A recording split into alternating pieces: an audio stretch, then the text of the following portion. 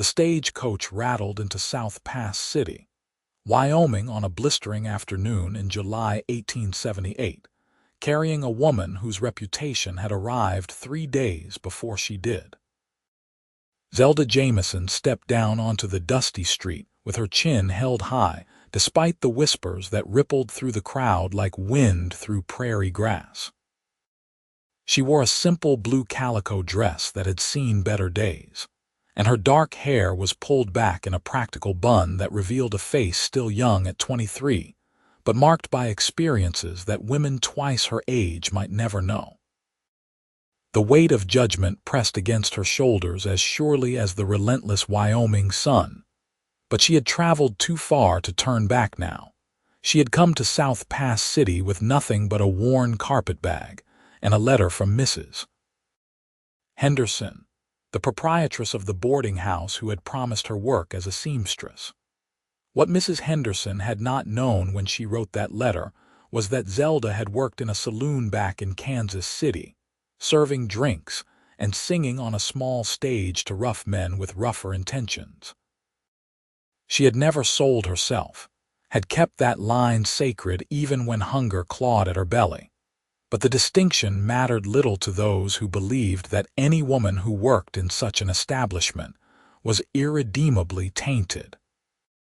Someone from Kansas City had sent word ahead, and now the whole town seemed to know her story before she had a chance to write a new one.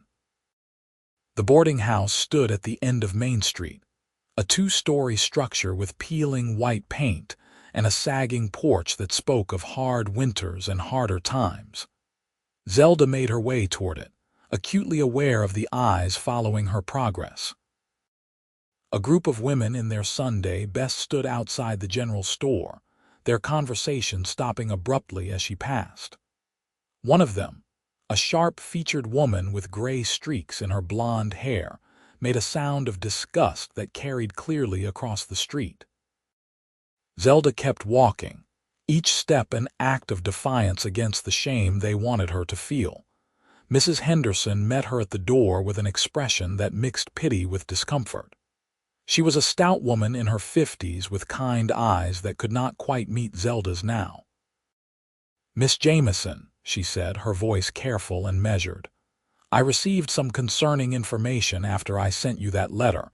Perhaps we should speak inside." The interior of the boarding house was dim and cool, a welcome respite from the heat. Mrs. Henderson led Zelda into a small parlor cluttered with mismatched furniture and gestured for her to sit. Zelda remained standing, knowing what was coming and wanting to face it on her feet. "I cannot employ you," Mrs. Henderson said finally, wringing her hands. "The other boarders have made it clear that they would leave if I did. I have a business to run, and I cannot afford to lose customers.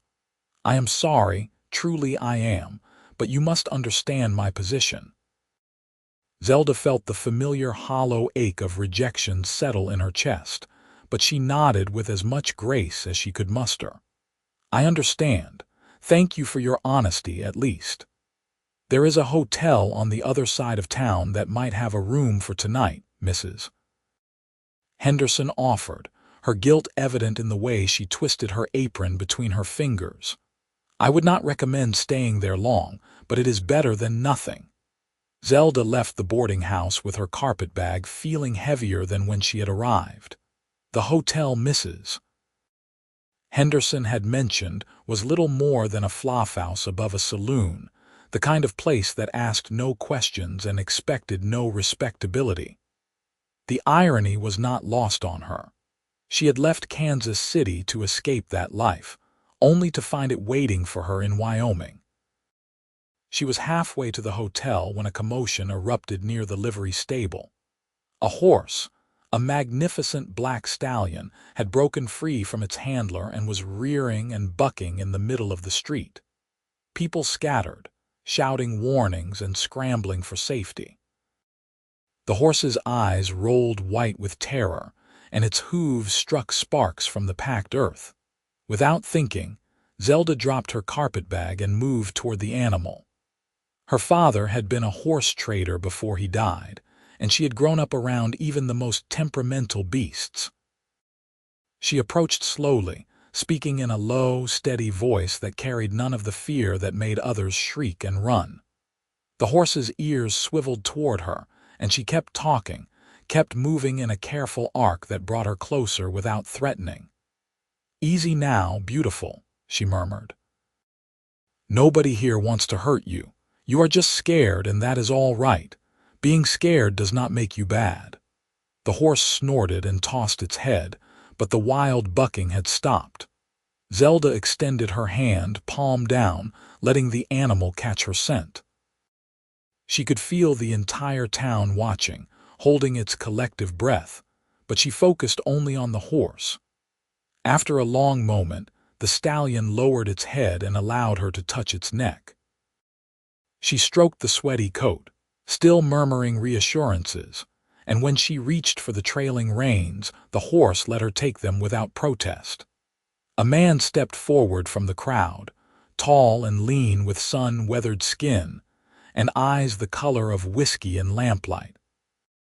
He wore the practical clothes of a working rancher, dusty from the trail, and a hat that had seen more summers than winters. He moved with the easy confidence of someone comfortable in his own skin, and when he took the reins from Zelda, his hands were calloused and sure. "That was either the bravest or the foolishest thing I have seen in a long while," he said, and there was no mockery in his voice, only genuine amazement. "Probably both at once." Zelda stepped back, suddenly aware of the spectacle she had made of herself. The horse was frightened. Someone had to do something before it hurt itself or someone else. "Most folks would have let me handle it, seeing as how he is my horse," the man said, but he was studying her with an expression that was more curious than offended. "I am Xavier Finch. I run a ranch about 10 miles north of town." "Zelda Jamison." She offered her name simply, waiting for the recognition, the moment when his friendliness would curdle into judgment. It came, but not in the way she expected. Xavier's expression did not change except for a slight narrowing of his eyes. "I heard some talk about you at the Mercantile earlier. Seems like this town has nothing better to do than gossip about strangers." "The gossip is true," Zelda said, lifting her chin. She was tired of shame, tired of hiding. "I worked in a saloon in Kansas City. I served drinks and sang for men who paid to hear me. I never claimed to be anything other than what I am." Xavier was quiet for a moment, his gaze steady on her face. Then he handed the reins to a boy who had been hovering nearby and turned his full attention to Zelda. "What you are is someone who just kept my horse from breaking a leg and possibly killing someone in the process. That is all I need to know right now." He glanced at the carpet bag, lying in the dust where she had dropped it. "You looking for work or just passing through?"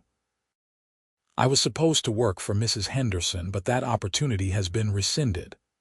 "Can you cook?" The question caught her off guard. "Yes, I can cook and clean and sew and tend animals. I can do figures and read and write. I am not afraid of hard work." Xavier nodded slowly, as if making a decision. "My ranch is small but profitable. I have cattle to manage and horses to train. I have been making do on my own, but I could use someone to help with the house and the meals. The work is honest, and I pay fair wages. I have a small cabin on the property that you could use.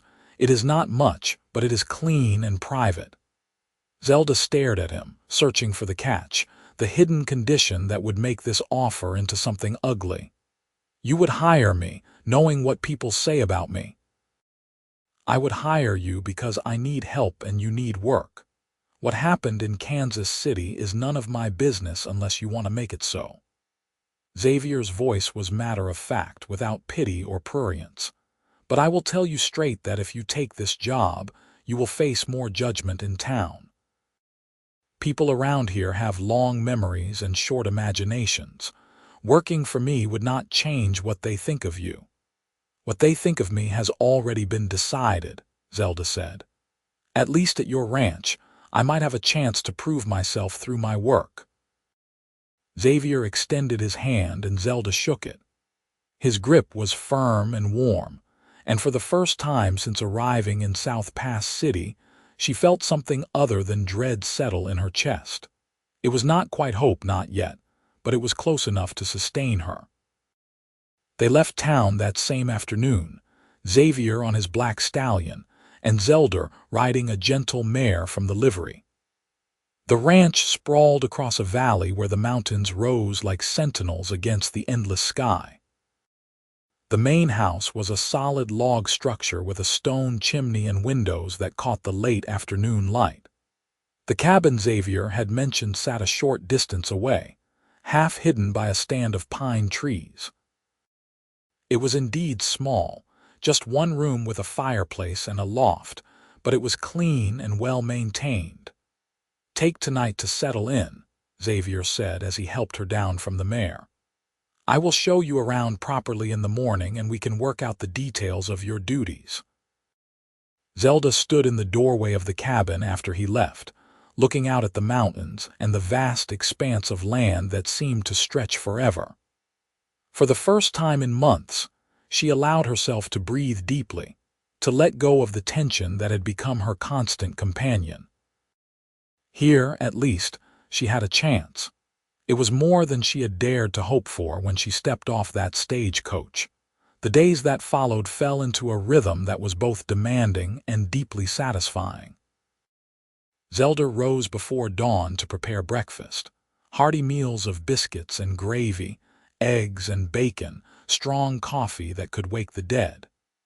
Xavier ate with the focus of a man who had worked hard and would work harder still, and he always thanked her for the food with a sincerity that never felt hollow. After breakfast, she cleaned the house, swept floors that seemed to accumulate dust as fast as she could remove it, washed clothes in a large basin behind the house, mended tears in shirts and trousers worn thin by work and weather.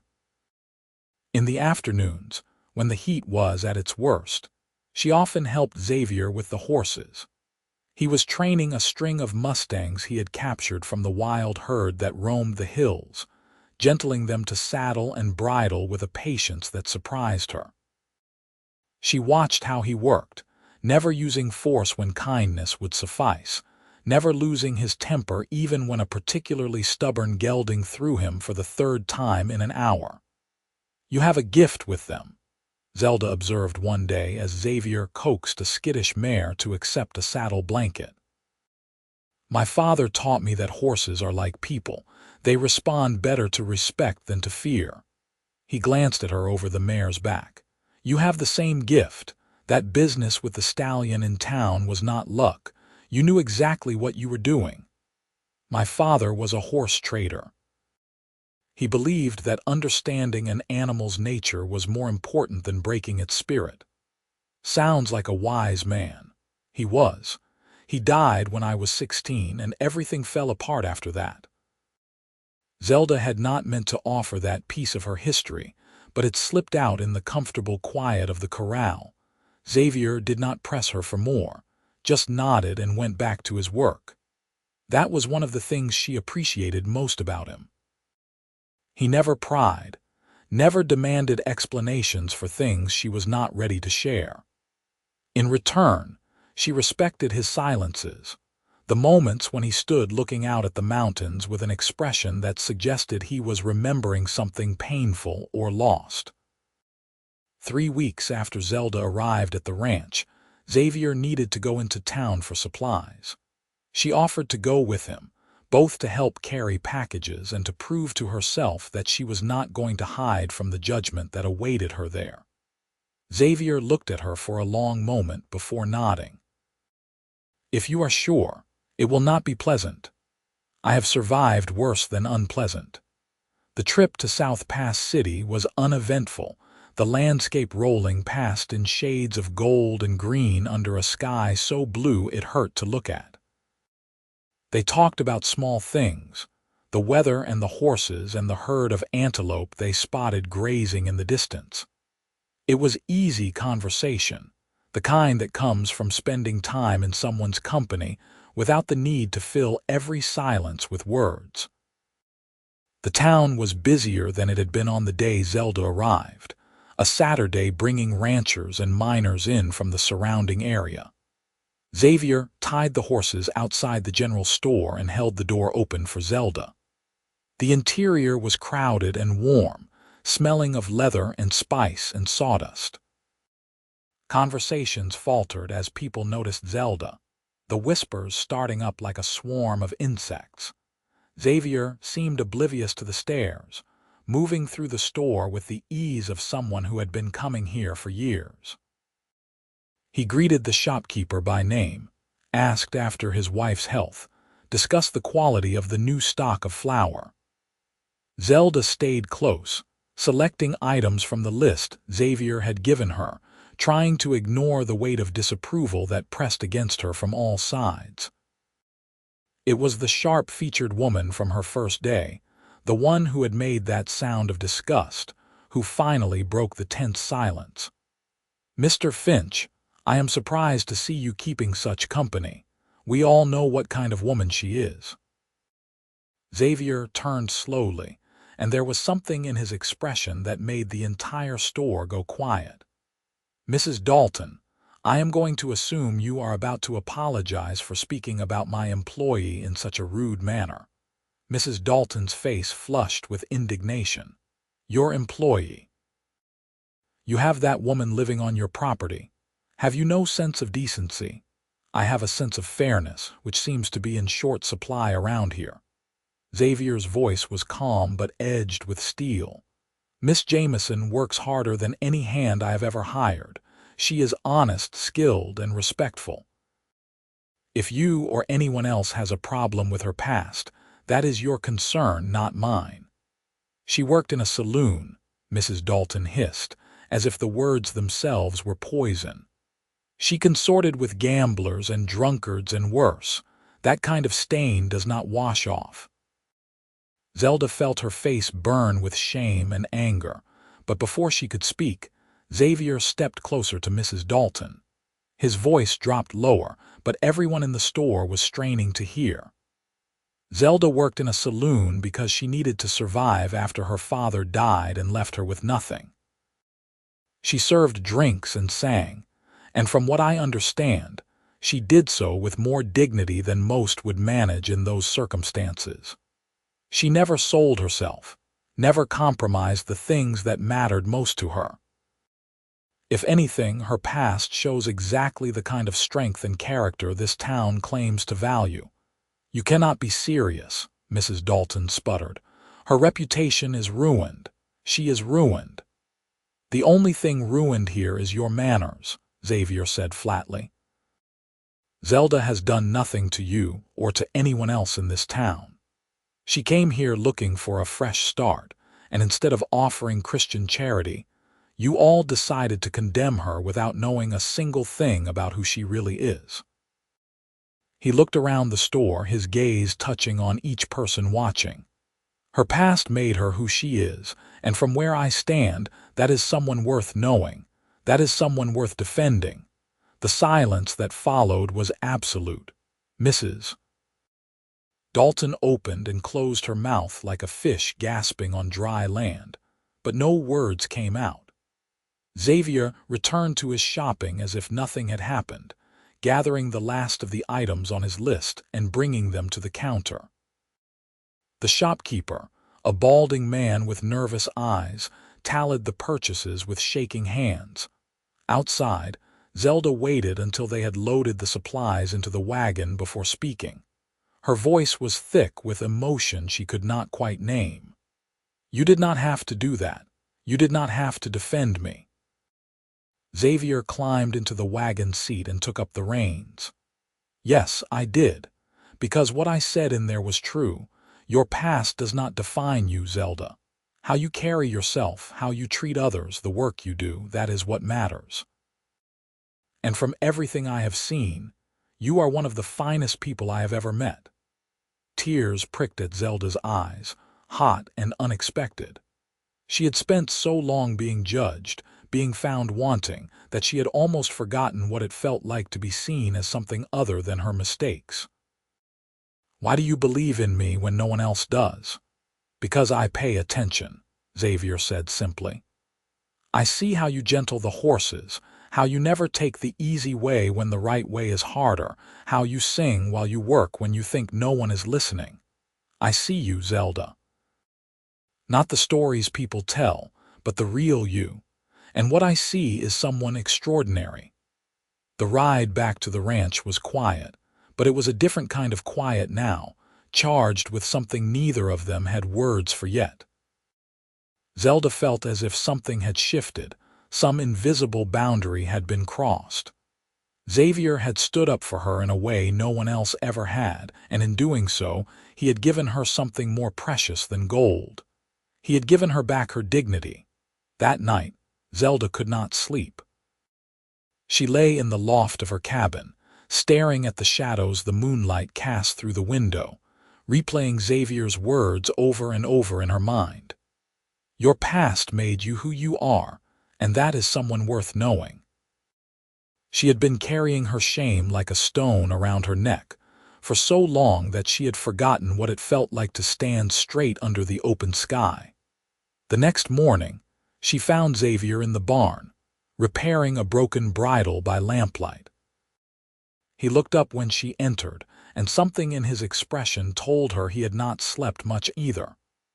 "I wanted to thank you," Zelda said, the words feeling inadequate but necessary, "for what you said yesterday, for defending me when you had no obligation to do so."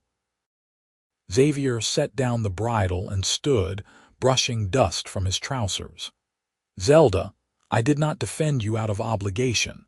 I did it because it was the truth, and because I could not stand by and let people tear you down for things that should not matter. They matter to everyone else. They do not matter to me." He took a step closer, and in the dim light of the barn his eyes were impossibly warm. "When I look at you, I see someone who has survived things that would have broken most people. I see someone brave enough to start over in a place where she knew she would not be welcome. I see someone who calmed a terrified horse with nothing but her voice and her courage. That is what matters to me." Zelda felt her heart hammering in her chest, a wild, hopeful rhythm that scared her as much as it thrilled her. "Xavier, I need to tell you everything. You deserve to know the whole truth before you say anything else. You do not owe me your story. I want to give it to you." She took a breath, gathering her courage. "After my father died, I had no family left and no money. I was 16 and alone in a city that did not care whether I lived or died. I tried to find respectable work, but every door closed in my face. I was running out of options when a woman named Della offered me a job at her saloon.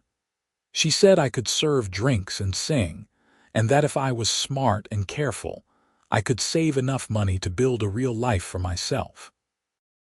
She paused, watching Xavier's face for signs of judgment, but saw only patient attention. Encouraged, she continued. "I worked there for 7 years. I served whiskey and beer to miners and gamblers. I sang on a little stage in the corner, songs my mother taught me when I was a girl. Men propositioned me every single night, offering money or gifts or threats. I turned them all down. Della protected me as much as she could, but there were nights when I had to protect myself." She rolled up her sleeve, revealing a thin scar along her forearm. "A drunk did not like being told no. I grabbed a broken bottle and made it clear that no meant no." Xavier reached out and gently traced the scar with his fingertip, his touch feather light. "You should not have had to fight for something that should have been respected from the start." "I saved every penny I could," Zelda went on. "I planned to buy a train ticket west and start over somewhere no one knew me. But word got out about where I worked, and suddenly, I was the Scarlet Woman, the fallen dove. People who knew nothing about me decided they knew everything that mattered. When I heard about the job here in South Pass City, I thought maybe finally I could leave all of that behind. Instead, it followed me. Not anymore, Xavier said quietly. You are here now and you are free to be whoever you want to be. No one gets to define you anymore, Zelda. Not Mrs. Dalton, not the people in town, not even the ghosts of Kansas City. Zelda felt the tears spill over then, hot tracks down her cheeks that she did not bother to wipe away. Why are you being so kind to me? Because kindness is what you deserve. Xavier reached up and caught a tear on his thumb, his touch impossibly gentle.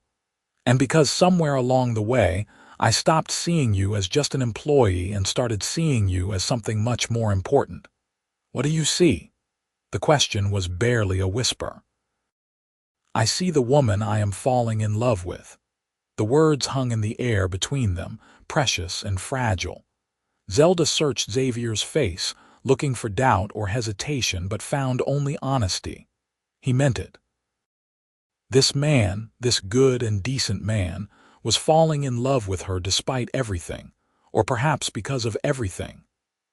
I am falling in love with you too, she confessed, and saying it aloud felt like stepping off a cliff into open air, terrifying and exhilarating all at once. Xavier smiled, a slow, genuine smile that transformed his entire face, and then he was cupping her cheek in his calloused hand and leaning down to kiss her. The kiss was soft at first, tentative, a question more than a statement. Zelda answered by rising on her toes and wrapping her arms around his neck, pulling him closer. The kiss deepened, becoming something fierce and hungry, years of loneliness and longing pouring into the connection between them. When they finally pulled apart, both breathing hard, Xavier rested his forehead against hers. I have been alone for a long time, he admitted.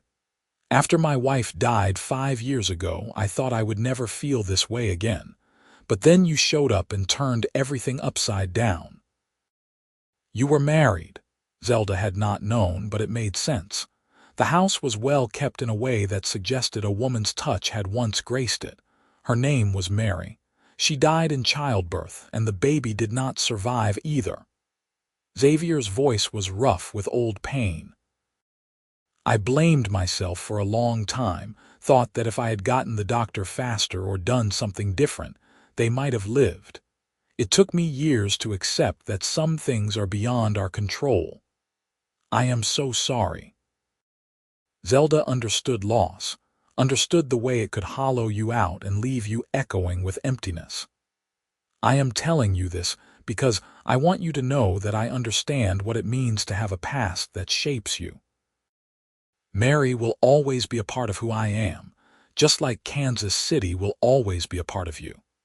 But that does not mean we cannot build something new together, something that honors where we have been while reaching for where we want to go. Zelda kissed him again, pouring all of her gratitude and hope and love into the gesture. They stood in the barn as the sun rose outside, painting the sky in shades of pink and gold, and made promises without words. This was the beginning of something real, something lasting. The weeks that followed were some of the happiest of Zelda's life. She and Xavier moved through their days with a new awareness of each other, finding excuses to touch in passing, to share glances that spoke volumes. They took meals together now, no longer observing the formal separation of employer and employee. Xavier taught her to ride better, to really move with the horse rather than just staying on top of it. She taught him the songs her mother had sung, and sometimes in the evenings they would sit on the porch and she would sing while he played a battered guitar he had not touched since Mary died. But their happiness existed in a bubble, and bubbles always burst. The trouble came on a hot afternoon in August when a group of ranchers showed up at Xavier's property unannounced. There were 5 of them, led by a man named George Dalton, husband to the sharp-featured woman from the general store. They sat on their horses in Xavier's yard, dusty and grim-faced. Xavier came out of the barn to meet them, wiping his hands on a rag. Zelda watched from the porch, a knot of anxiety tightening in her stomach. "Can I help you gentlemen with something? We are here as representatives of the Cattlemen's Association," George Dalton said. He was a big man with a thick beard and small, mean eyes. "We have some concerns about your situation here, Finch." "My situation?" Xavier's voice was carefully neutral, but Zelda could see the tension in his shoulders. "That woman you have living on your property." Dalton jerked his chin toward Zelda. "It reflects poorly on all of us. We have standards in this community, and harboring a fallen woman is not acceptable. Zelda Jamison is my employee, and who I choose to employ is my business, not yours. It becomes our business when it affects the reputation of the entire ranching community. We are trying to build something respectable here, and we cannot have that undermined by men who do not see the importance of propriety." Xavier took a step forward, his hands clenching into fists at his sides. "You need to leave my property. Now." "We are not trying to cause trouble," another rancher spoke up, a younger man with a nervous expression. "We just think you should reconsider. Find someone else to help around the place, someone without her history." "Her history is none of your concern," Xavier said through gritted teeth. "Zelda has done nothing wrong. She works hard, she is respectful, and she has more integrity than most people I know. If you have a problem with that, the problem is yours, not hers." Dalton leaned forward in his saddle, his expression ugly. "You are making a mistake, Finch. If you insist on keeping that saloon girl around, you will find yourself frozen out. No one will do business with you. No one will help you when you need hands for branding or roundup. You will be on your own. I have been on my own before. I will manage." "You are a fool," Dalton spat. "But do not say we did not warn you." They rode off in a cloud of dust, leaving a heavy silence behind them. Xavier stood in the yard, his back rigid with anger. Zelda came down from the porch, her heart aching for him, for the position she had put him in just by existing. "I should leave," she said quietly. "I do not want you to lose everything because of me." Xavier spun around, his eyes blazing. "Do not even think that. You are not going anywhere. But they will make good on their threats. You will lose business, lose the support of the other ranchers. Your livelihood is at stake. My livelihood is not worth more than you are." Xavier closed the distance between them and took her hands in his. "Zelda, I do not care what they think or what they do. I am not going to let them bully me into sending you away. You belong here, with me. Xavier, please think about this. I have already lost everything once.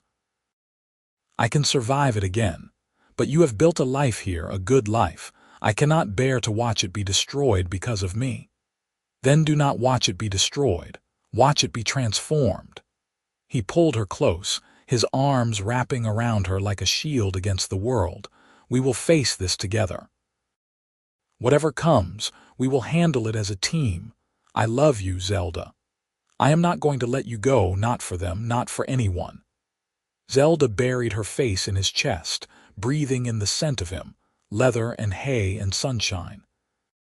She wanted to believe him, wanted to trust that love could be enough to overcome the prejudice and hatred they faced.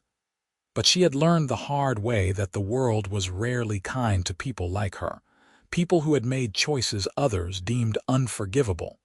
The boycott started within days.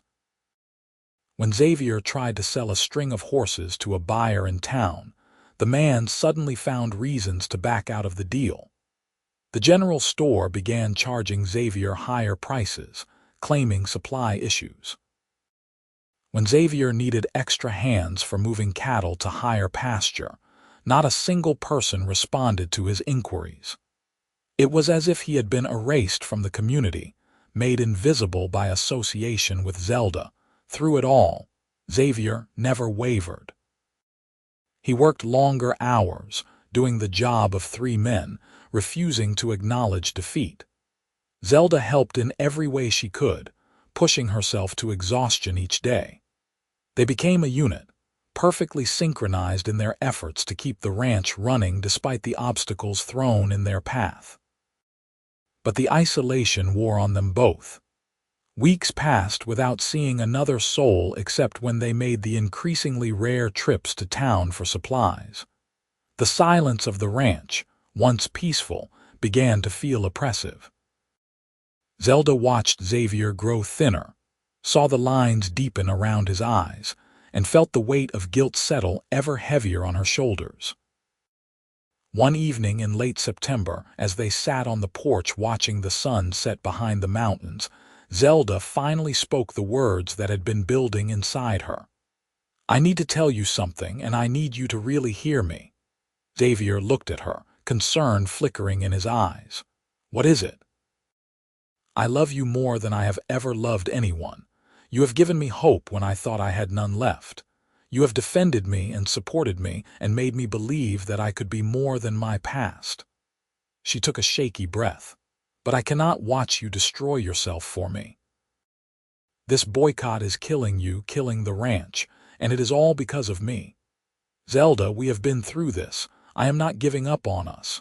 I am not asking you to give up on us. I am asking you to let me try something different." She turned to face him fully, taking his hands in hers. "What if we got married?" Xavier blinked, surprise wiping away the exhaustion on his face. "Married? Think about it. Right now, I am just the fallen woman living on your property, giving fuel to every ugly rumor. But if I were your wife, legally and publicly, it would be different. They would have to accept me, or at least they could not use our arrangement against you in the same way. Zelda, I do not want you to marry me just to solve a problem. I want to marry you because I love you," she said fiercely. "I want to wake up next to you every morning for the rest of my life. I want to build a future with you, have children with you, grow old watching the seasons change over these mountains. The fact that it might also help our situation is just a fortunate side effect." Xavier stared at her for a long moment, and then a slow smile spread across his face. "Are you proposing to me, Zelda Jamison?" "I suppose I am." She felt a nervous laugh bubble up in her chest. "Is that too scandalous, a woman asking a man to marry her?" "At this point, I think we have already scandalized everyone we possibly could." Xavier pulled her into his arms, his smile widening into something that looked like joy. "Yes, yes, I will marry you. I would have asked you myself weeks ago if I had thought you would say yes. Then it is settled." Zelda kissed him, tasting hope and happiness and the promise of a future that finally felt possible. They were married 3 days later by a traveling preacher who happened to be passing through the area. The ceremony took place at the ranch with no guests, just the two of them and the preacher under the vast Wyoming sky. Zelda wore a simple dress she had sewn herself from fabric Xavier had bought her, white cotton with blue embroidery that matched her eyes. Xavier wore his best shirt and a new string tie, and when he said his vows, his voice was steady and sure. "I take you, Zelda, as my wife to love and honor for all the days of my life. Your past made you who you are, and who you are is perfect. I promise to stand with you, to defend you, to build a life with you that honors both where we have been and where we are going." Zelda's own vows were equally heartfelt, promises spoken with tears streaming down her face. When the preacher pronounced them husband and wife, Xavier kissed her with a tenderness that made her heart ache in the best possible way.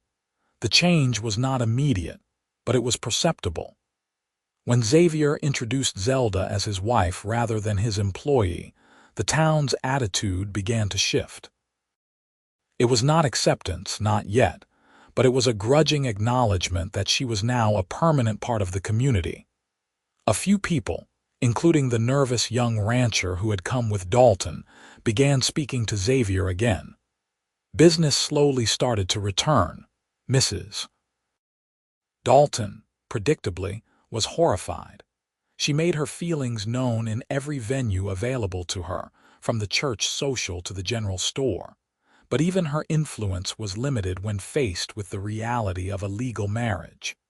Zelda was now Mrs. Finch, entitled to at least the bare minimum of respect afforded to any ranch wife. That winter was hard but beautiful. Snow blanketed the ranch in silence, and Zelda and Xavier spent long evenings by the fire, talking and planning for the future.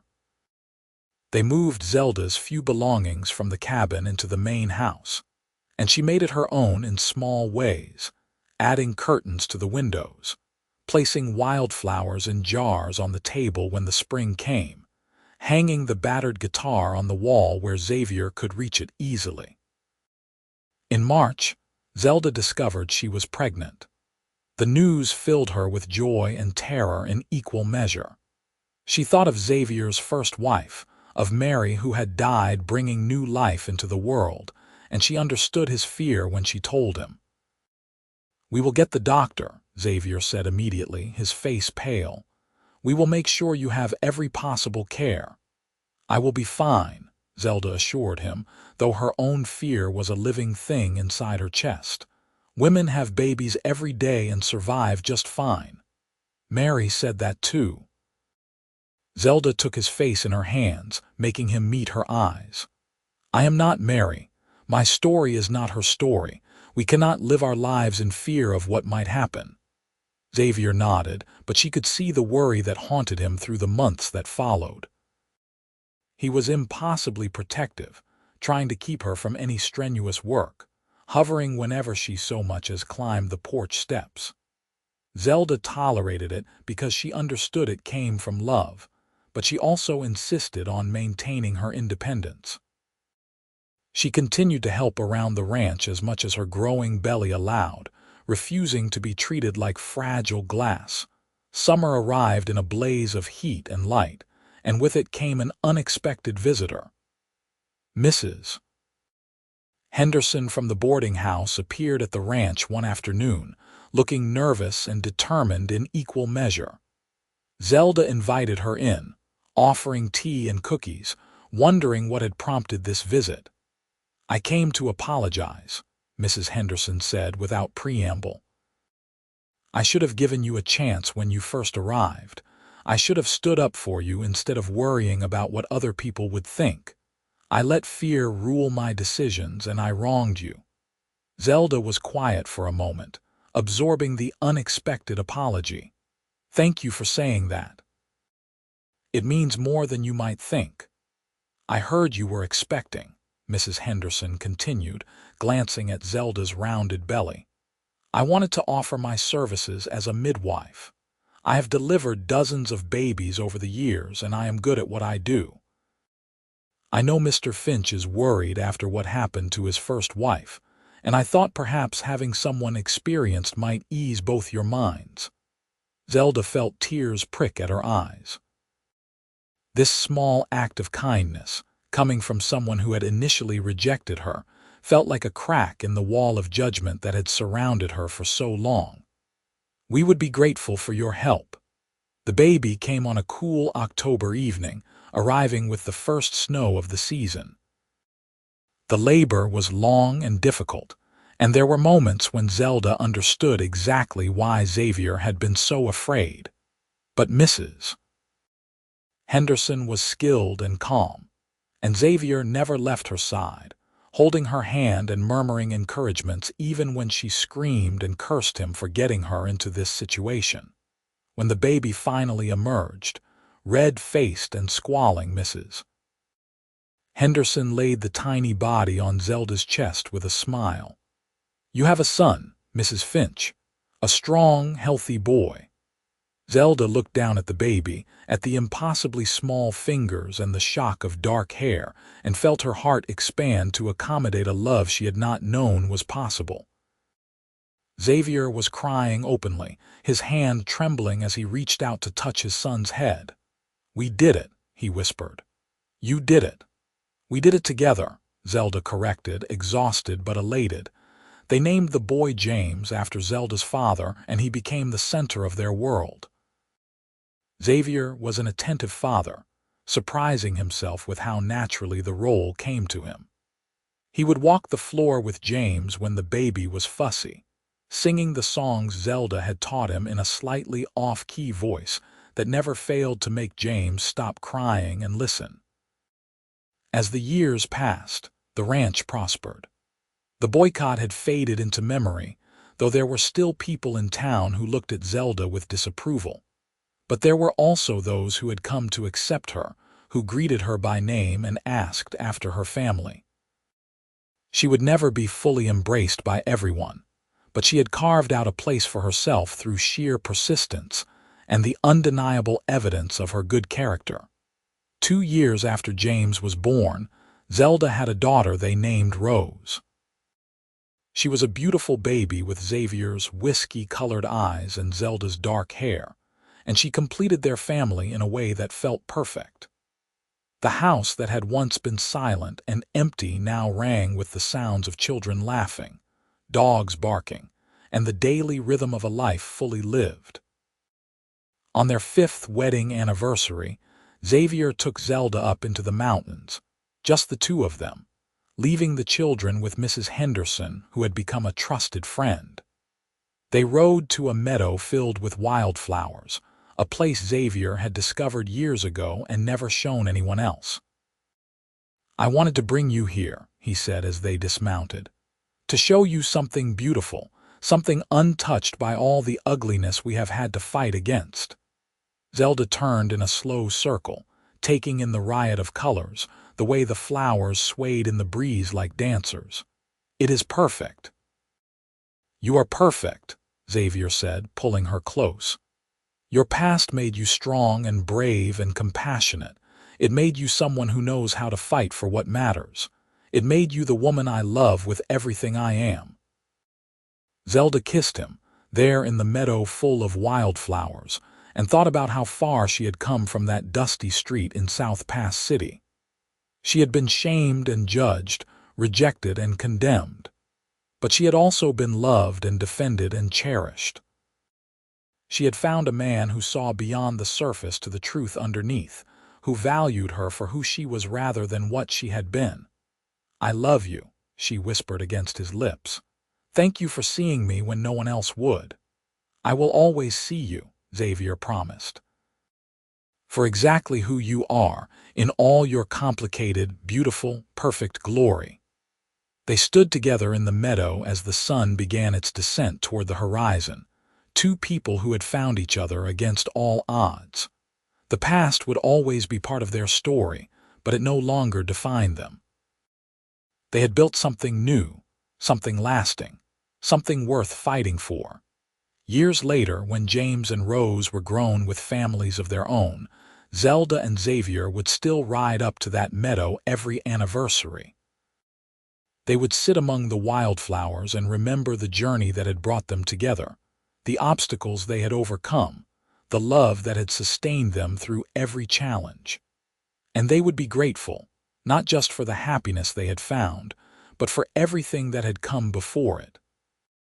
Because every scar, every hardship, every moment of shame and struggle had been a stepping stone on the path that led them to each other. The ranch continued to thrive under their stewardship, and they became known not just for the quality of their horses and cattle, but for their fairness and kindness. They hired young people who needed a chance, offering them the same opportunity Xavier had once offered Zelda. They never turned away someone in need, never judged without knowing the full story.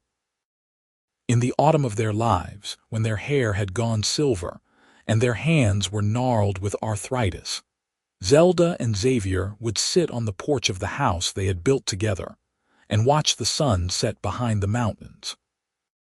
They would hold hands, fingers intertwined with the ease of 50 years of practice, and count their blessings. 4 grandchildren with a 5th on the way. A ranch that would stay in the family for generations. A love story that had survived everything the world tried to throw at it. "Do you have any regrets?"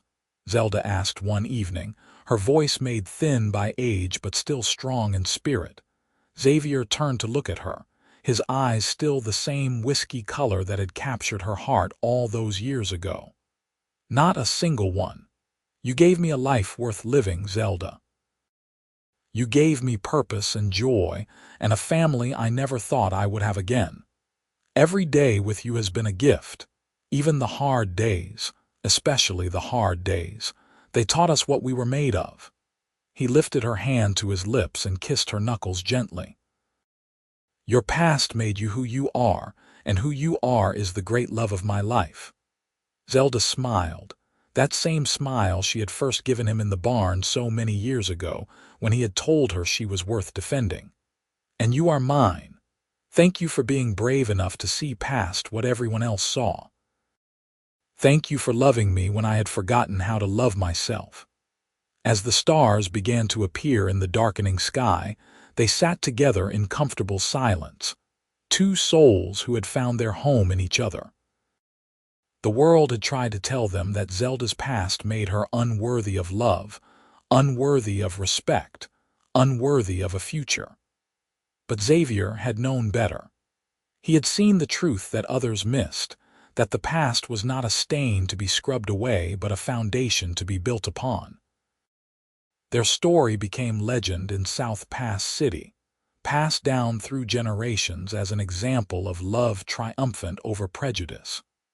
Young people would hear about the cowboy who had defended the shamed woman, who had stood up to the entire town and declared her worthy. They would hear about the woman who had refused to let shame define her, who had built a new life through courage and determination. And they would understand that the past, no matter how difficult, could never truly destroy someone who refused to be destroyed. Zelda and Xavier lived to see their great-grandchildren, lived to celebrate 60 years of marriage, lived to know the deep satisfaction of a life well lived. When Xavier passed peacefully in his sleep at the age of 87, Zelda held his hand and whispered her love one final time. She followed him 6 months later, on a spring morning when the wildflowers were just beginning to bloom. They were buried side by side in a meadow on the ranch, the same meadow where Xavier had once taken Zelda to show her something beautiful and untouched. Their grandchildren erected a simple marker that bore both their names and a single line that summed up everything they had meant to each other. Your past made you who you are, and that is perfect. The ranch continued to operate for another 3 generations, always staying true to the values Xavier and Zelda had established. It became a place of refuge for those who needed a second chance, a place where people were judged by their character rather than their history. And every year, on the anniversary of Xavier and Zelda's wedding, the family would gather in the meadow and tell the story again, making sure that the lesson was never forgotten. Love sees past the surface to the truth underneath. Love defends when the world attacks.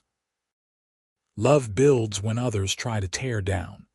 And love, real love, understands that we are all the sum of our experiences, that our pasts shape us but do not have to imprison us. Zelda and Xavier had proven that truth with their lives, and their legacy lived on long after they were gone, a testament to the power of seeing someone not for what they have been, but for who they truly are.